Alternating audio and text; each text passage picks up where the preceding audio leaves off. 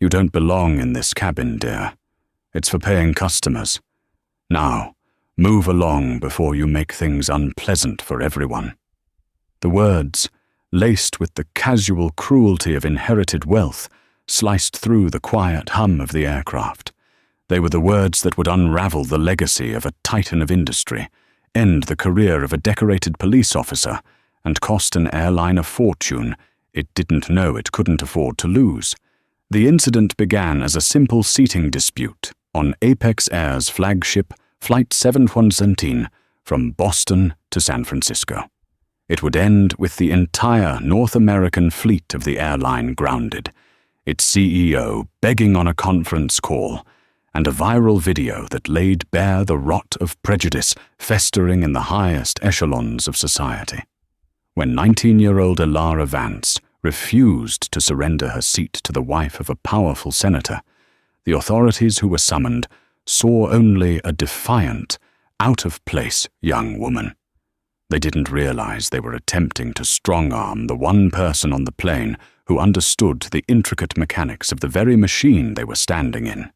And they certainly didn't know they were declaring war on the man who held the patents to the alloy in its wings. This is the story of how a single phone call didn't just halt a flight. It exposed a fatal flaw, both in a machine and in the men who operated it. The interior of the Apex Air Starliner was a symphony of beige leather and brushed aluminum, a sterile cocoon designed to insulate its first-class passengers from the realities of air travel. The scent was a carefully curated blend of chamomile and new carpet, a fragrance meant to soothe the anxieties of the powerful. For Elara Vance, however, it was a scent she associated with stress, the smell of flying to another competition, another academic decathlon, another lonely hotel room. She was curled into Suite 1A, a private pod with its own sliding door and a seat that reclined into a fully flat bed. Her oversized MIT sweatshirt, frayed at the cuffs, and the faded jeans she wore were a stark contrast to the cashmere throws and polished wood veneer of her surroundings. Her thick, curly hair was pulled back into a messy bun, and a pair of noise-cancelling headphones sat around her neck, temporarily silent. On the tray table in front of her lay not a novel or a tablet, but a complex schematic diagram of a GE 9X turbofan engine, which she was annotating with a fine-tipped technical pen. To any casual observer, she was a college kid who'd stumbled into the wrong section of the plane. She did not look like the daughter of Marcus Vance, the reclusive genius behind Vance Aeronautics, a man whose innovations were embedded in nearly every commercial aircraft built in the last 20 years. The flight attendants, trained to recognize wealth through the glint of a Patek Philippe or the cut of a Brioni suit, had offered her a perfunctory glass of orange juice, and then largely ignored her. Elara preferred it that way. Anonymity was a shield. She was returning from a National Aerospace Engineering Symposium, where she had presented a paper on detecting metal fatigue through sonic resonance analysis, a paper that had won her the top prize and the quiet admiration of industry professionals. She had insisted on flying commercial, much to her father's security team's chagrin. She found the low, constant vibration of a commercial airliner meditative. It was a place where she could think. But tranquility, she was about to be reminded, is a fragile commodity.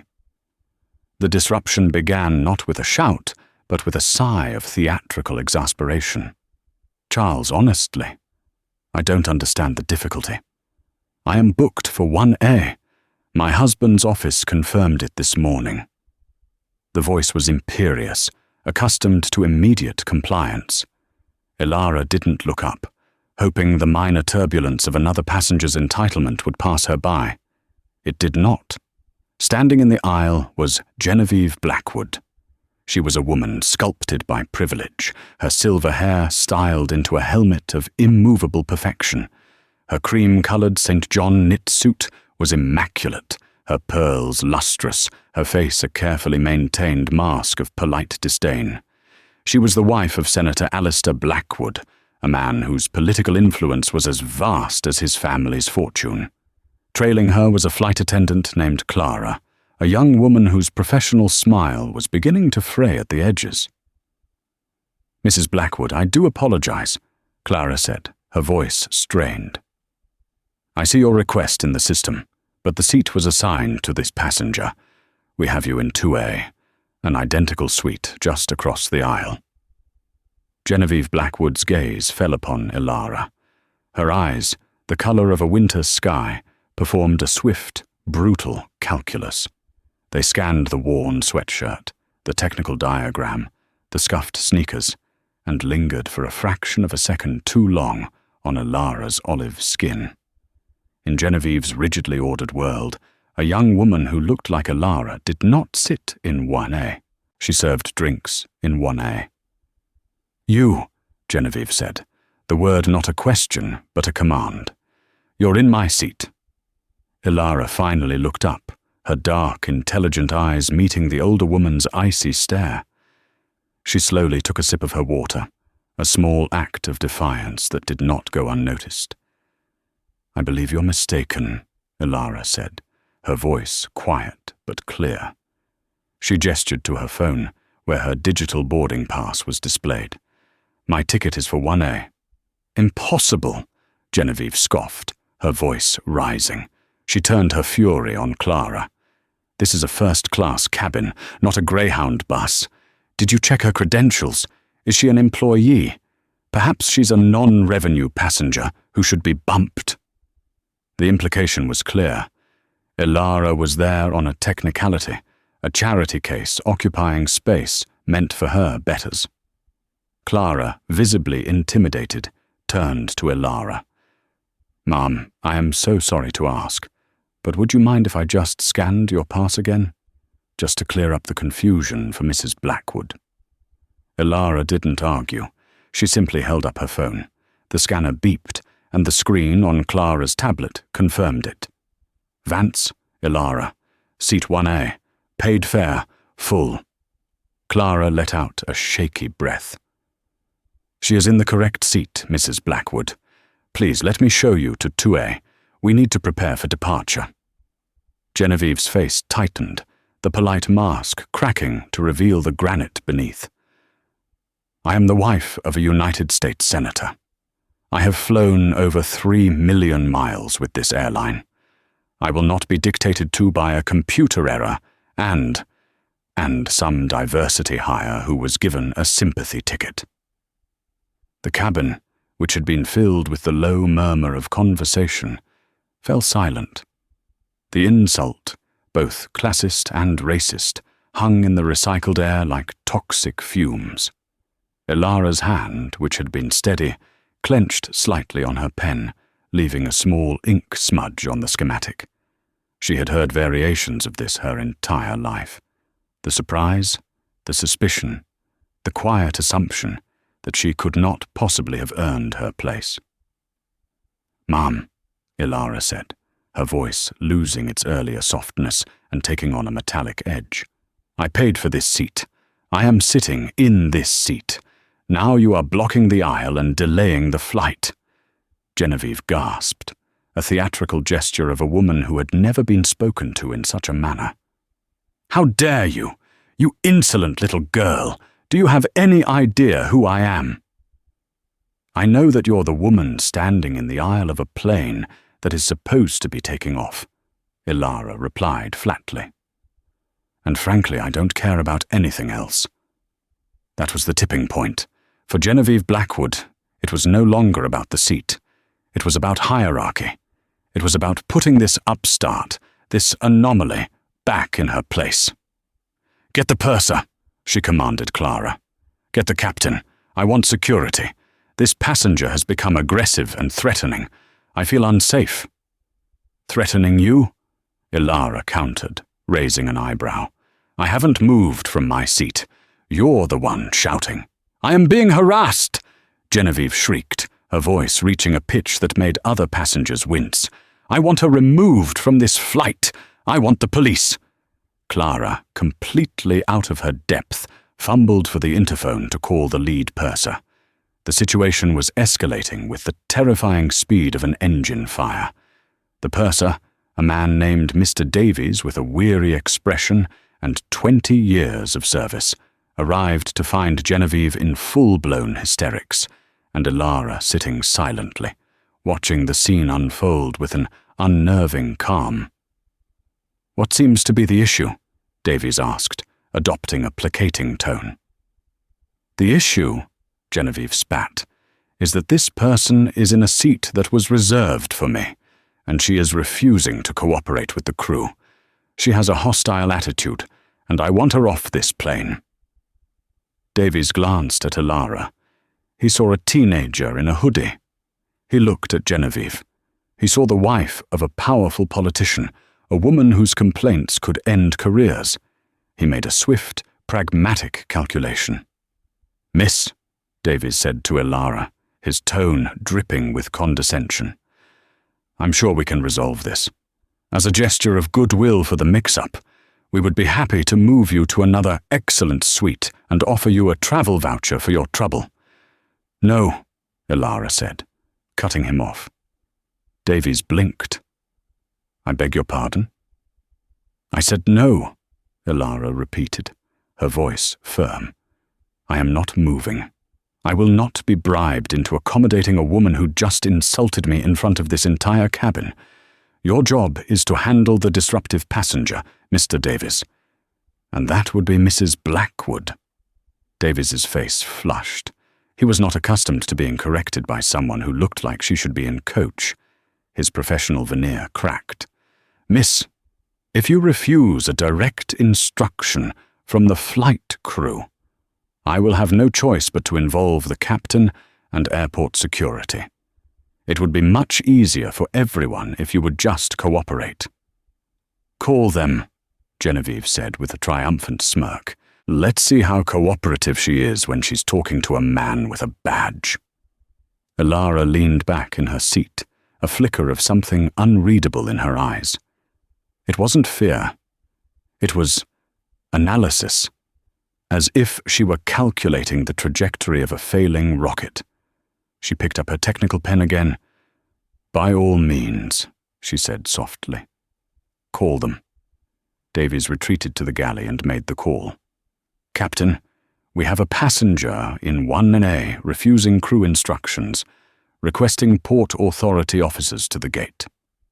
He used the industry-standard phrase, the one that absolved the airline of nuance and responsibility.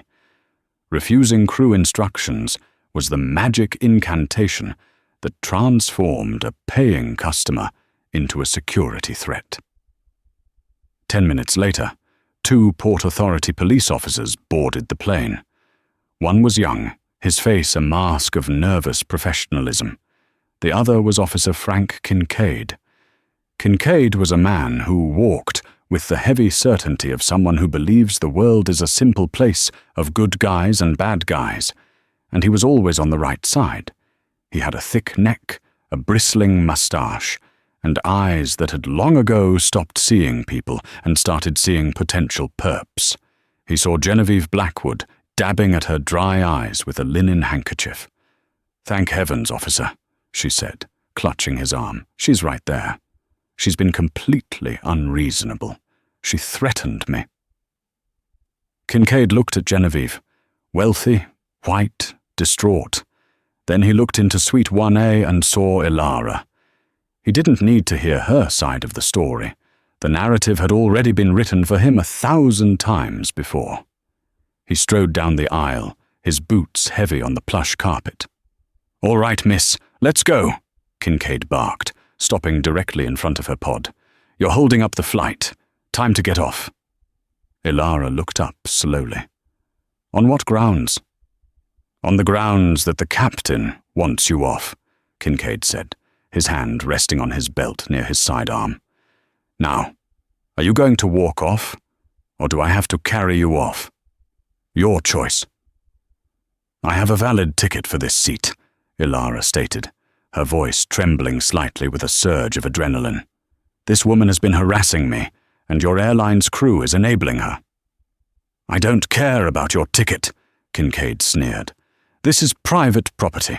When they say you gotta go, you gotta go. Now get up. Am I being detained? Ilara asked, her mind racing, recalling the legal briefings her father's security chief had insisted she memorize. You're about 5 seconds from being arrested for trespassing and interfering with a flight crew, Kincaid said, enjoying himself. So I suggest you move. I need to make a phone call, Ilara said. Kincaid let out a short, harsh laugh. You don't get a phone call. This isn't a TV show. Now stand up and put your hands behind your back. He reached for a pair of zip-tie cuffs on his belt.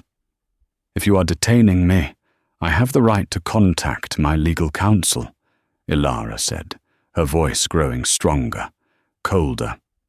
Legal counsel, Kincaid chuckled, playing to the audience in the cabin. Who you gonna call? Your public defender? Look, kid, I've dealt with your type before. You think you can talk your way out of everything? My type? Ilara asked, her eyes narrowing. Yeah, your type. The entitled brats who think the rules don't apply to them, Kincaid said, his words dripping with contempt. Where'd you get the money for a ticket like this anyway? Daddy's credit card?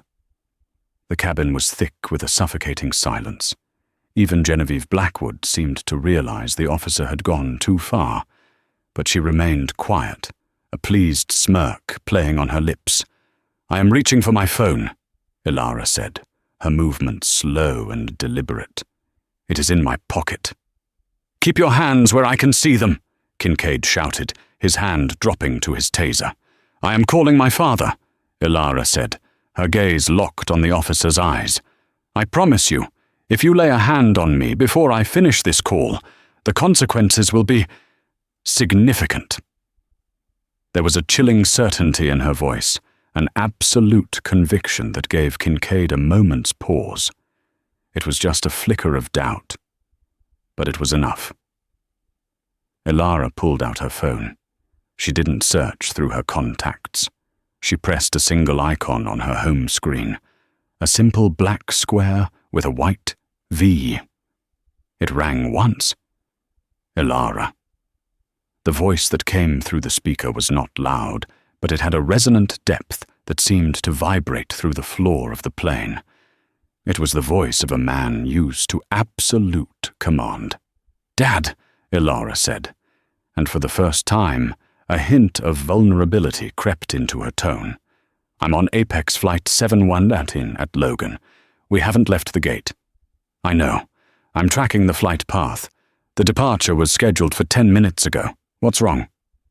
There's a passenger, Genevieve Blackwood, and a Port Authority officer, Frank Kincaid, Ilara said, her eyes still fixed on the officer. They're trying to remove me from my seat. He's accusing me of trespassing. He's threatening to arrest me. A profound, heavy silence emanated from the phone.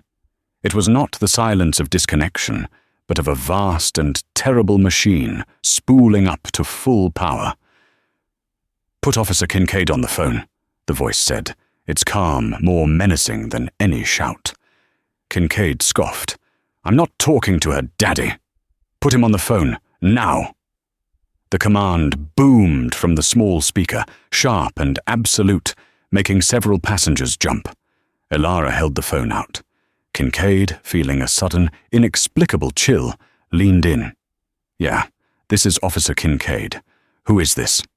Officer Kincaid, the voice said, deadly calm. My name is Marcus Vance.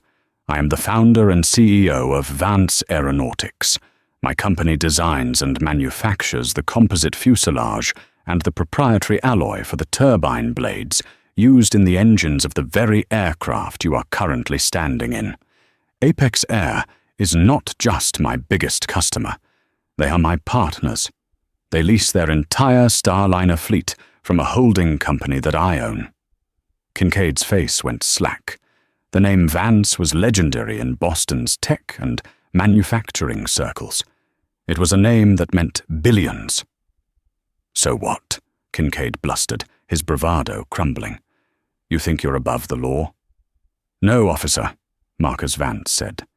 "I think I am the law in this context. You are standing on my property, threatening my daughter. A few moments ago, I activated a remote diagnostic protocol. Look out the window." Kincaid, Genevieve, and half the passengers turned to look out the windows. On the tarmac, a team of ground crew who had been preparing the plane for pushback suddenly stopped. One of them, the supervisor, looked at his tablet, his eyes widening. He spoke urgently into his radio, and the entire crew began to back away from the aircraft, taking their equipment with them. The jet bridge operator looked at a flashing red light on his console and began preparing to retract the bridge. "That was a safety override," Marcus Vance's voice explained from the phone. "I have just flagged this specific aircraft, serial number 717 Alpha Niner, as structurally unsound pending a full engineering review. No pilot will fly it. No ground crew will touch it. This plane is now a very expensive, very stationary metal tube." The captain, a distinguished man named Robert Henderson, burst out of the cockpit, his face ashen. "What in God's name is going on?" he demanded of the purser. "I just got a fleet-wide no-fly order from Apex Corporate for this specific tail number. They said it came directly from Vance Aeronautics." "There's more, Officer Kincaid," Marcus continued, his voice relentless. "My call has also triggered a clause in my contract with Apex Air. All outstanding payments for their fleet are now due in full, effective immediately. I estimate that will be around $900 million. I suspect the CEO of Apex, a man named David Corrigan, will be calling the airport manager momentarily to inquire why a single police officer has just triggered the potential bankruptcy of his airline." The silence in the cabin was now absolute, broken only by the faint, panicked squawking from the captain's radio. Genevieve Blackwood was as pale as her pearls. Officer Kincaid was sweating, his face a mottled red. He was no longer a cop dealing with a troublesome kid. He was a man who had accidentally kicked a hornet's nest the size of a city. "You have two options, officer," Marcus Vance said, his voice dropping to a near whisper. "You can apologize to my daughter, escort Mrs. Blackwood off my plane, and pray that I do not decide to file a civil rights lawsuit that will personally ruin you. Or you can continue on your current path, and I will not only dismantle your career, but I will also enjoy a pleasant afternoon dismantling this entire airline, piece by expensive piece. The choice is yours." Officer Kincaid stared at the phone in Ilara's hand as if it were a bomb. He looked at the young woman he had insulted and threatened. He saw her not as a type anymore, but as the calm, quiet center of a hurricane that was about to obliterate his world. He had made a catastrophic miscalculation, and the bill had just come due. The weight of Marcus Vance's ultimatum settled over the first-class cabin like a drop in barometric pressure before a storm. Captain Henderson, now understanding the cataclysmic scale of the situation, strode over to Kincaid, his face a thunderous mask. "Officer," Henderson said, his voice low and shaking with fury, "give me the phone." Kincaid, looking dazed, handed it over. "Mr. Vance, this is Captain Henderson. I want to apologize profusely for this unacceptable situation. I had no idea." "Save it, Captain," Marcus's voice cut through, devoid of warmth. "Your ignorance is not an excuse. Your crew allowed a passenger to be harassed and then escalated the situation by calling law enforcement instead of doing their jobs. Your purser tried to bribe my daughter into submission. You are the commander of this aircraft. This failure is yours." "Yes, sir." "I understand, sir," Henderson stammered, humbled. "What do you need me to do?" "First, you will remove Officer Kincaid and Mrs. Blackwood from this plane. Not ask them to leave." Remove them. Second, you will wait for my instructions. Do not move. Do not attempt to deplane the other passengers. Do nothing. Henderson turned, his authority finally reasserting itself, now aimed at the correct targets. Officer Kincaid, your presence is no longer required. You are officially interfering with the safety and operation of this flight. Deplane. Now. Kincaid's jaw worked, but no sound came out. He looked at Genevieve Blackwood with undisguised hatred. She was the one who had started this, but he knew he would be the one to pay the price. Without another word, he turned and stomped off the plane, his career evaporating with every step. Henderson then faced Genevieve, his expression glacial. "Mrs. Blackwood, collect your belongings. You are being denied carriage." "You can't do this," she shrieked, her voice cracking. "My husband is Senator Blackwood. There will be hearings. I will have your license." "Ma'am," Henderson said, stepping closer, his sheer size intimidating. "Your husband does not sign my paycheck, but the man on that phone, in a manner of speaking, does. Get off my plane." Defeated, humiliated, and utterly alone, Genevieve Blackwood snatched her crocodile skin handbag and, without a glance at anyone, fled down the jet bridge. The other passengers watched her go, their earlier annoyance at the delay replaced by a stunned, vicarious satisfaction. The immediate threats were gone, but the tension remained. The plane was still grounded. The ground crew was still keeping its distance. Elara finally ended the call with her father, who promised he was en route. She leaned her head back against the seat, the adrenaline beginning to fade, leaving a weary ache in its place. It was then that she noticed it again. The thing that had been nagging at the edge of her senses before the chaos erupted. It was a smell, faint and acrid, barely perceptible beneath the cabin's engineered fragrance. It smelled like heated glycol, and there was a vibration. Not the steady hum of the auxiliary power unit, but a subtle, intermittent shudder coming from the floor beneath her feet, near the wing root. Her mind, a finely tuned instrument for diagnosing mechanical anomalies, began to churn. Heated glycol could mean a hydraulic fluid leak. The shudder could be a pump, struggling, cycling improperly. The flight crew had done their pre-flight checks, of course, but her prize-winning paper had been about how standard checks can miss hairline fractures that only become apparent under specific thermal or pressure stress. Stress like a fully fueled plane sitting on a hot tarmac. She unbuckled her seatbelt and stood up, walking to the galley where Captain Henderson and the purser, Mr. Davies, were having a hushed, panicked conversation.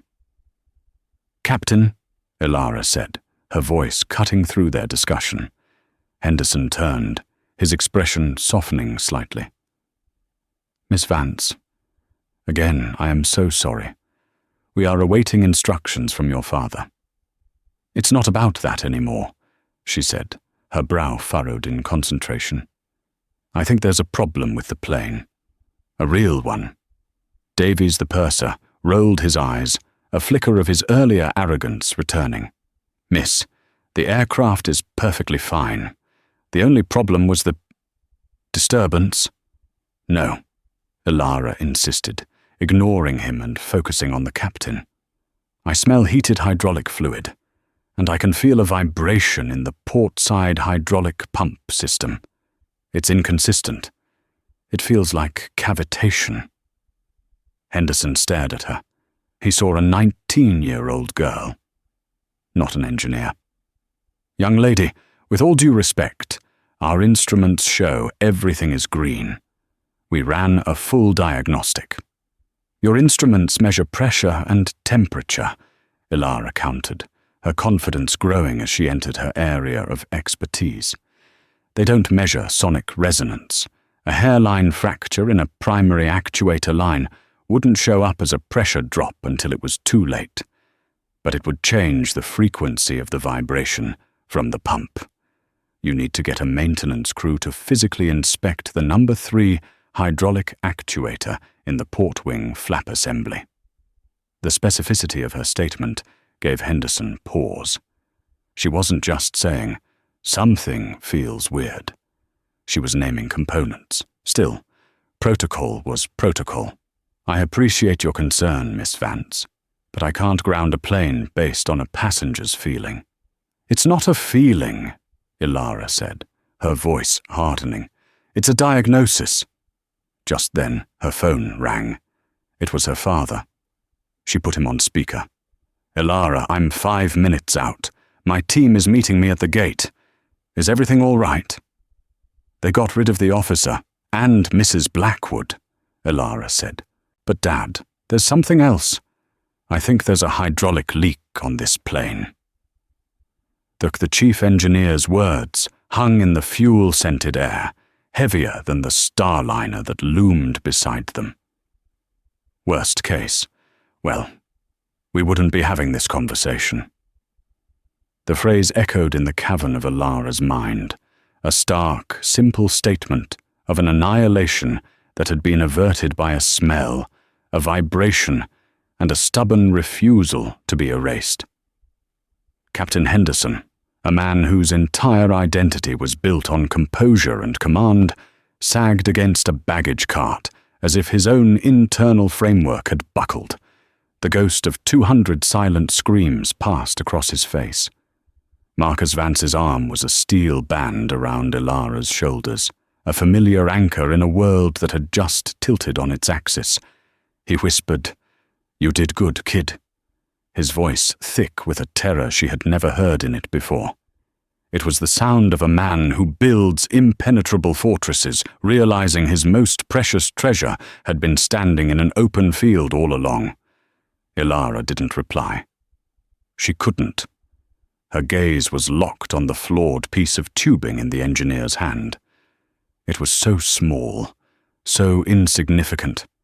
A tiny, treacherous crack, a microscopic lie in a system of supposed truths.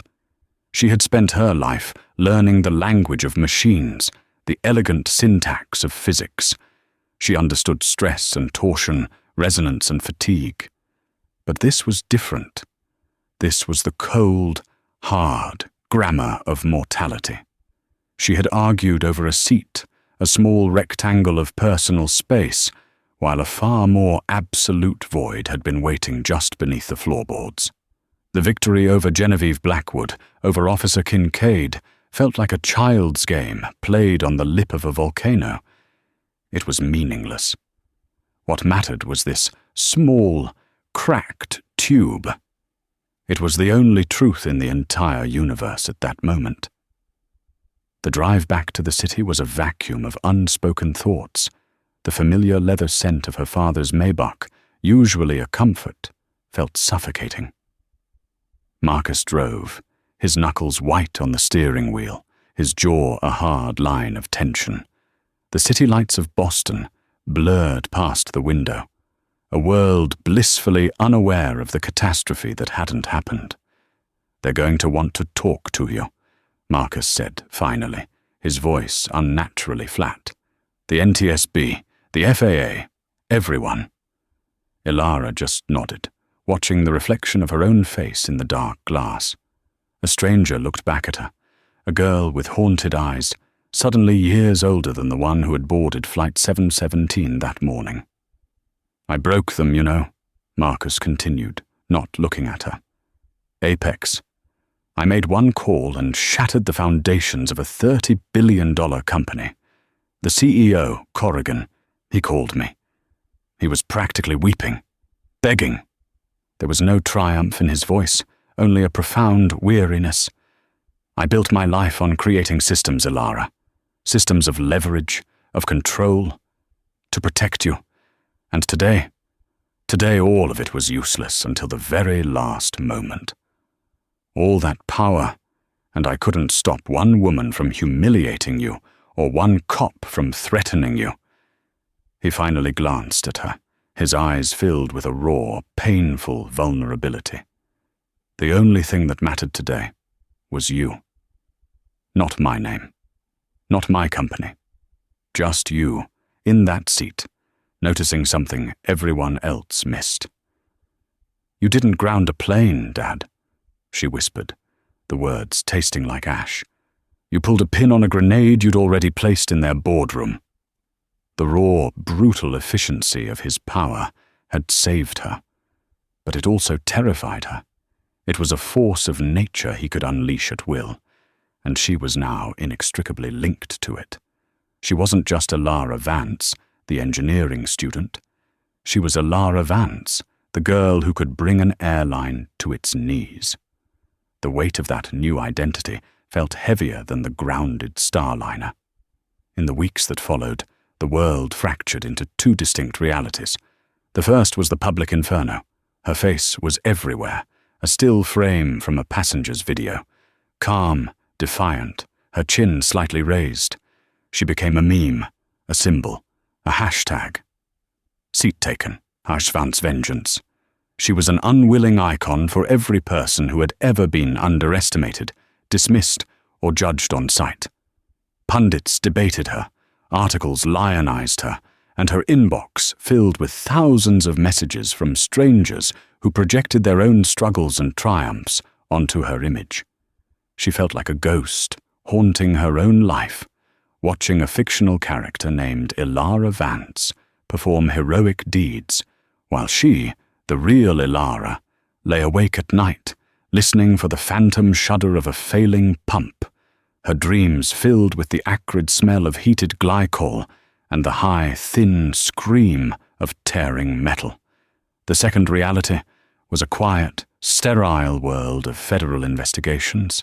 She sat for hours in windowless conference rooms with sober-faced engineers from the NTSB. Here, she wasn't a viral hero. She was a witness, an expert. She wasn't emotional. She was precise. She walked them through the sequence of sensations, translating her intuition into the cold, hard data of fluid dynamics and material science. She drew diagrams from memory, quoted formulas from her own prize-winning paper, and explained how the specific frequency of the pump's cavitation would resonate differently through the fuselage depending on fuel load and ambient temperature. One of the lead investigators, a grizzled veteran named Chen, who had initially regarded her with polite skepticism, sat back in his chair after her third day of testimony. "In 30 years, he said, his voice gravelly with awe, "I've seen pilots save planes with incredible skill.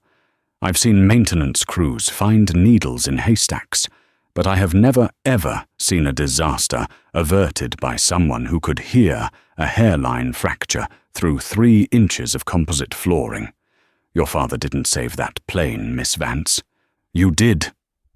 In that room, surrounded by people who spoke her language, she felt a flicker of the person she used to be, the girl who loved the elegant certainty of numbers, who found beauty in the structural integrity of a wing.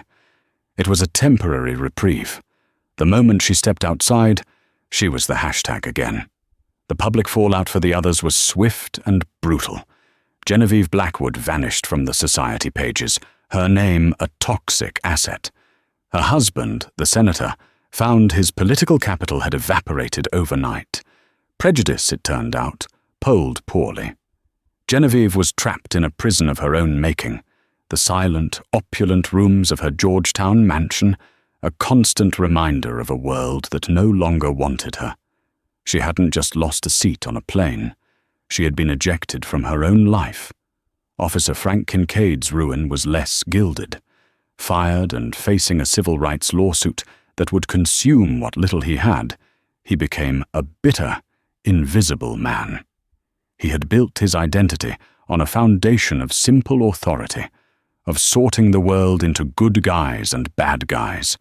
To find himself so irrevocably cast as the villain in a story seen by millions broke something deep inside him. He was a man adrift in a sea of his own making, haunted by a single, condescending laugh he'd aimed at a girl who held the world in her hands. 3 months after the incident, Alara received an email from an unfamiliar address. It was from Robert Henderson, the captain of Flight 717. He didn't offer excuses. He just asked if she would be willing to meet him for coffee. She agreed, choosing a small, anonymous cafe near the MIT campus, a place where she was just another student. He looked older, the lines around his eyes deeper. He had been cleared of any professional wrongdoing. He had followed protocol, but his own judgment had condemned him. "I've flown for 25 years, he began, stirring a sugar packet he had no intention of using into his black coffee. "I've landed in hurricanes, dealt with engine failures over the Atlantic, and talked down hysterical passengers. I thought I'd seen it all. I thought my instincts were sharp." He looked up, his gaze direct and filled with a humility she hadn't seen on the plane. "But when I looked at you that day, I didn't see a passenger in distress. I saw a problem to be managed, a kid in a hoodie. My training, my experience, all of it taught me to trust my instruments, to trust the crew, to trust the uniform. It never taught me to trust the person everyone else had decided didn't belong." He leaned forward slightly. "You didn't just save my plane, Miss Vance. You exposed a flaw in my own thinking, a blind spot I never knew I had. We're all so busy looking at the blinking green lights on the console that we forget to listen to the hum of the machine itself. We forget to listen to people." He slid a small, silver object across the table. It was a pair of captain's wings, the kind pilots receive when they first qualify. "I'm retiring next month. I can't sit in that seat anymore without thinking about what I almost missed. I wanted you to have these, a reminder. For both of us." Ilara picked up the wings. They were cool and heavy in her palm. It was the first time since that day that she felt a sense of closure, not of victory. It was a quiet acknowledgement of shared humanity, a recognition of flaws, both mechanical and human. That evening, she went to her father's office, a minimalist expanse of glass and steel overlooking the harbor. He was on a conference call, negotiating the final terms of the Apex deal. He wasn't crushing them.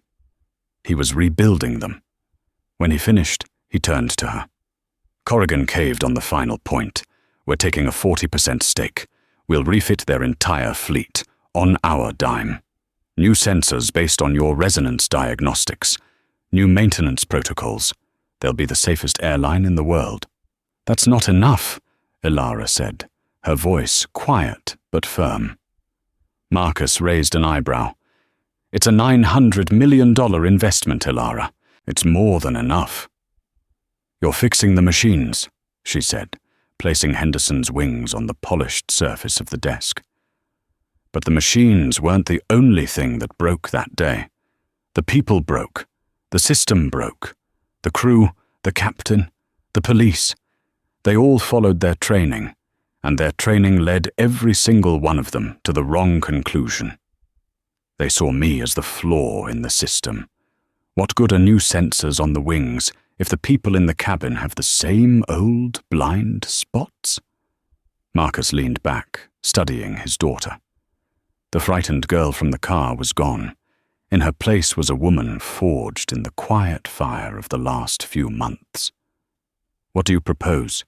he asked, his voice laced with respect. "I don't want to just fix the planes," she said, her conviction growing. "I want to fix the problem.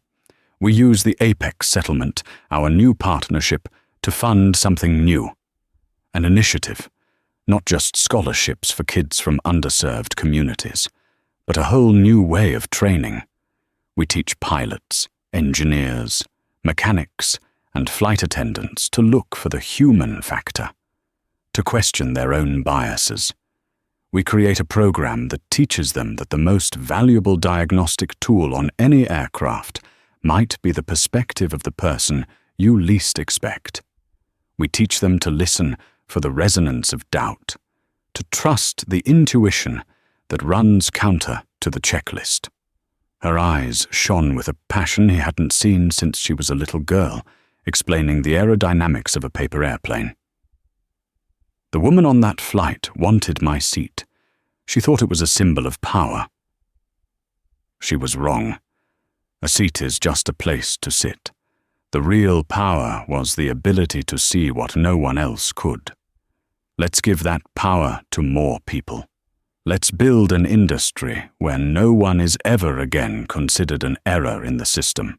6 months to the day after the incident, Elara Vance stood at a podium in a sun-drenched hangar at Logan Airport. Behind her, a newly retrofitted Apex Air Starliner gleamed, its livery clean and bright. Her father stood beside the chastened CEO of Apex Air, a portrait of a new and unlikely alliance.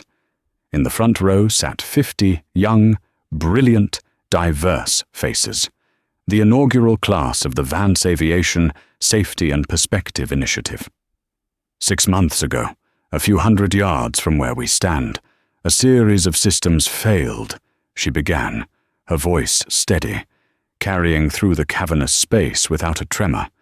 A mechanical system failed, threatening the integrity of an airplane. But before that, a human system failed, threatening the dignity of a person. I was told I didn't belong. The assumption was that I was an anomaly, an error that needed to be corrected. She paused, her gaze sweeping over the students. The great irony is that my very presence as an anomaly created the conditions to find the real one.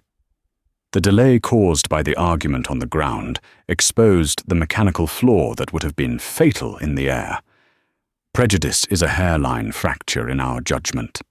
It's a flaw we can't always see, but it vibrates through our actions, weakening the entire structure. It makes us blind to truth and deaf to warnings. Her eyes found the Starliner behind her. That aircraft is now the safest in the sky. It is equipped with sensors that can detect the slightest variance, the most microscopic flaw. It is a marvel of engineering. But our work is not to simply build better machines.